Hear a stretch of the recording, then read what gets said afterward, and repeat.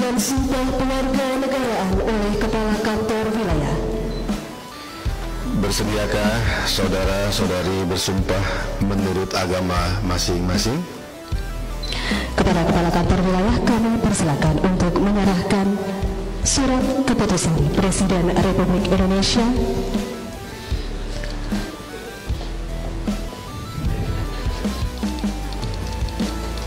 Hari ini pengambilan sumpah sudah dilakukan di dubes kita di Belgia, di Brussels. Ini terima kasih benar kepada seluruh support baik dari pemerintah yang sangat mendukung kita, dari Pak Erik, Pak Ketum kita, sangat berterima kasih pada semua.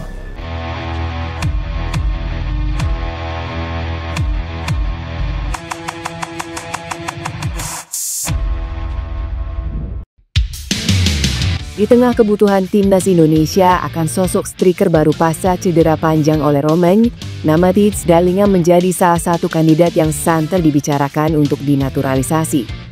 Apalagi pemain berusia 24 tahun itu dikabarkan memiliki darah keturunan Indonesia yang bisa membuka peluangnya memperkuat skuad Garuda secara sah. Dalam wawancaranya dengan Korea Del Sport, Tits Dalinga secara terang-terangan menolak membahas peluangnya membela timnas Belanda.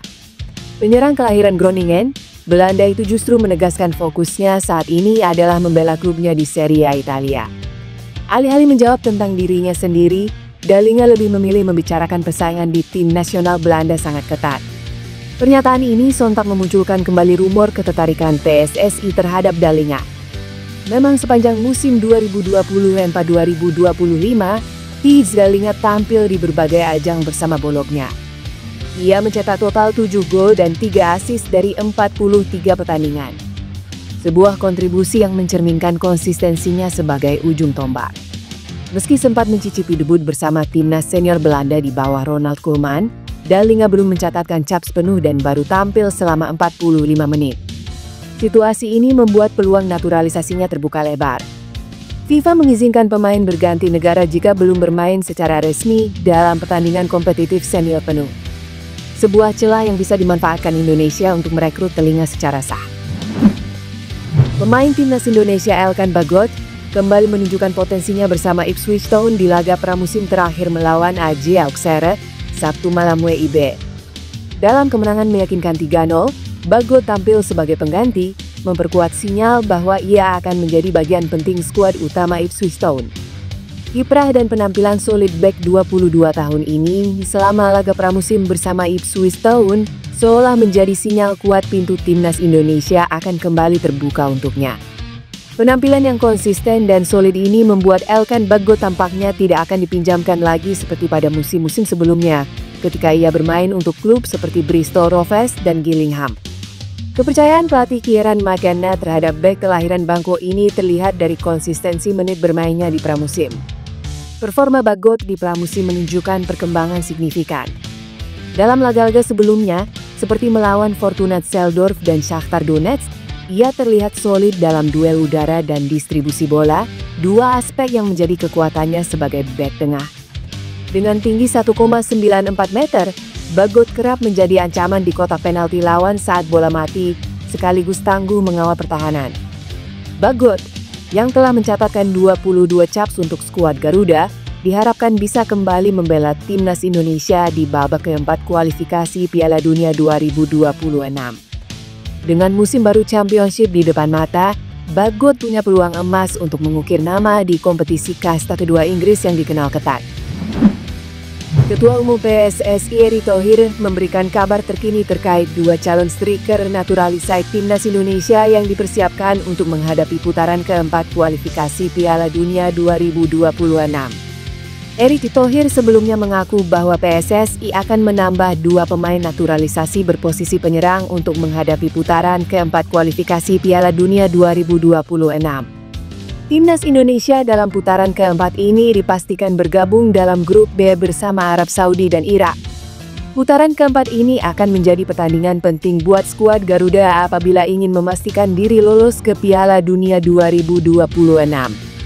Namun, jelang menghadapi laga penting ini, timnas Indonesia justru dibayang-bayangi kehilangan pemain andalan di lini depan.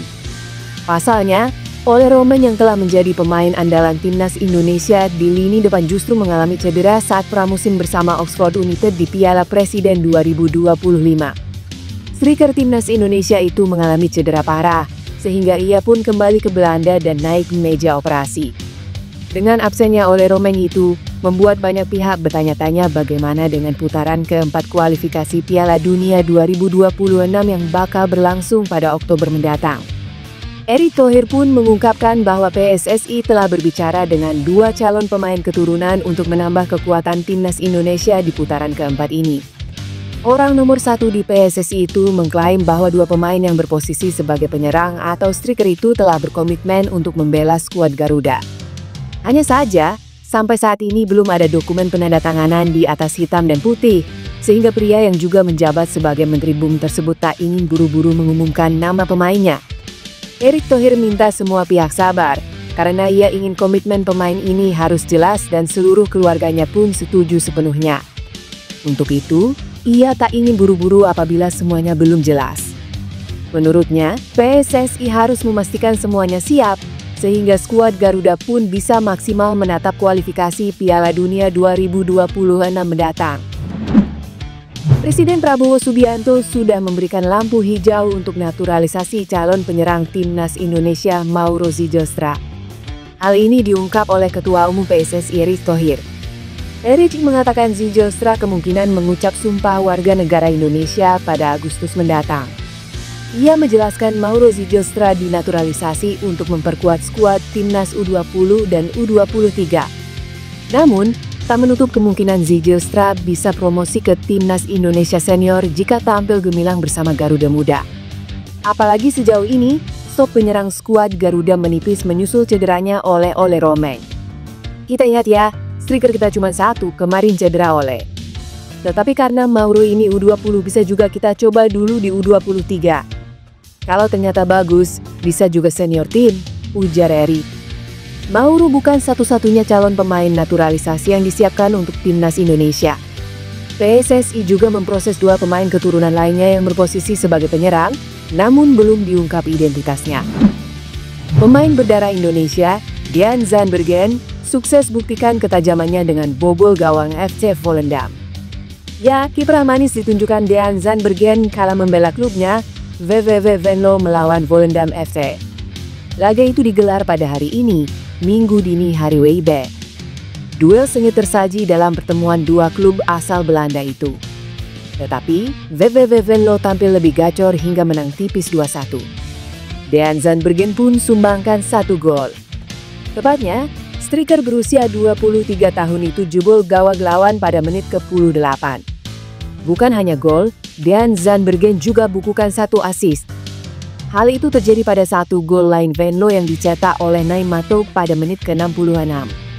Apakah ini tanda Dean Zandbergen layak bela timnas Indonesia? Kans dirinya memperkuat skuad Garuda terbuka lebar. Sebab, Dean Zandbergen diketahui punya darah keturunan Indonesia. Dalam wawancara dengan Yusa Nugraha, Dean terang-terangan ingin membela timnas Indonesia. Menurut Dean Zandbergen, sebuah kebanggaan dapat membela timnas Indonesia. Banyak pemain keturunan Indonesia dan mereka memilih untuk bermain dengan timnas Indonesia. Akan sangat senang jika saya bisa main untuk timnas Indonesia juga, kata Dean Zandbergen. Darah keturunan Indonesia mengalir dalam diri Dean Zandbergen dari ibunya. Diketahui, sang ibu berasal dari Depok, Jawa Barat. Menarik menantikan kiprah selanjutnya dari Dean Zandbergen. Kekalahan timnas Indonesia U23 dari Vietnam di ajang Piala AFF U23 2025 beberapa waktu lalu ternyata masih membekas di ingatan Ketua Umum PSSI Erick Thohir. Ia menyebut cara bermain pasukan muda The Golden Stars memalukan.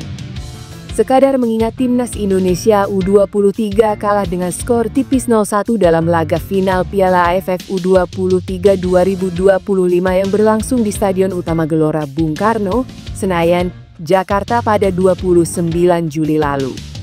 Kekalahan itu membuat skuad Garuda Muda gagal angkat trofi sekaligus tak berhasil balas dendam kepada Vietnam.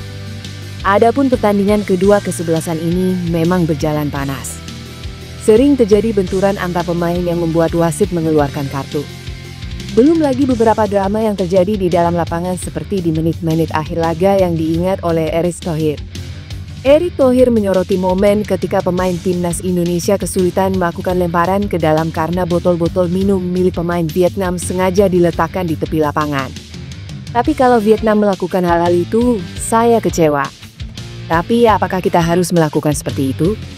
Itu bukan ciri khas bangsa kita. Kita harus menjadi bangsa yang adil dan berjuang untuk dapat hasil yang baik, kata Erick Thohir. Erick mengaku kecewa karena pertandingan final seharusnya jadi panggung adu kualitas. Menurutnya, hal-hal yang dilakukan tim nasional Vietnam tidak pantas, cenderung memalukan. Kalau saya sih malu sebagai pemimpin untuk halalkan segala cara. Saya nggak mau jadi bagian dari itu, pungkasnya.